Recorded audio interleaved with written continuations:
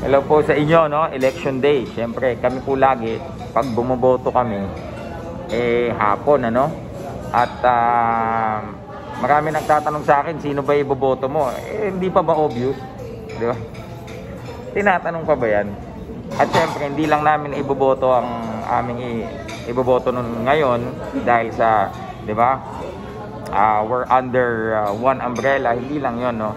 Because alam namin kasi yung pinaglalaban niya, alam namin yung motibo niya, and alam namin how sincere he is pagdating sa paglilingkod bayan, ano. So bago kami pumunta sa mga presinto namin, kain muna kami, and syempre sana, no, yung election na to ay wala maging aberya, no, yung mga, lalo na yung mga dayaan. Ako po, proven na yan sa mga nakaraang election natin.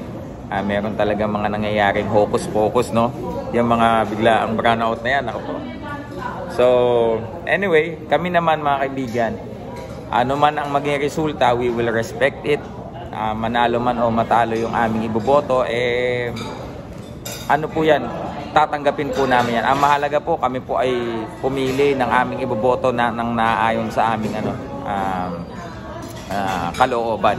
At hindi din po kami nag-i-impluwensya o dinidiktahan o talagang magpupersa kami ng mga followers namin na iboto ang yung mga gusto namin. Hindi po. You have your own capability to choose kung sino man ang gustong iboto mo, and we respect that, mga kaibigan, no? Kung hindi ka man sang-ayon sa akin, for example, we're under one family and hindi ka sang-ayon sa aking napiling iboboto, okay lang yon.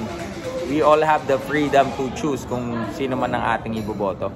And panawagan din, ano, after this election, yung mga pagkakabaha-bahagi na yan, yung mga division na yan, during election period, may mga pamilyang nagkaaway-away, may mga tropang nag-block o nag-unfriend sa FB because of their disagreement regarding election.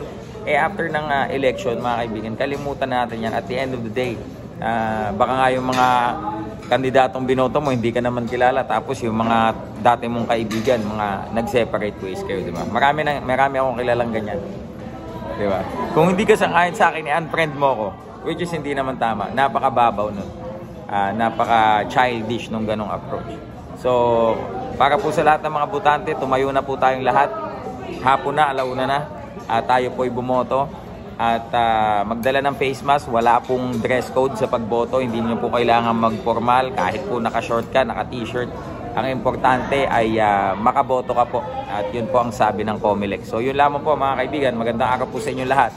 Vote wisely. Ewan ko pa, sino ba yung wisely na yan? Panalo na siguro yan si Wisely. Peace.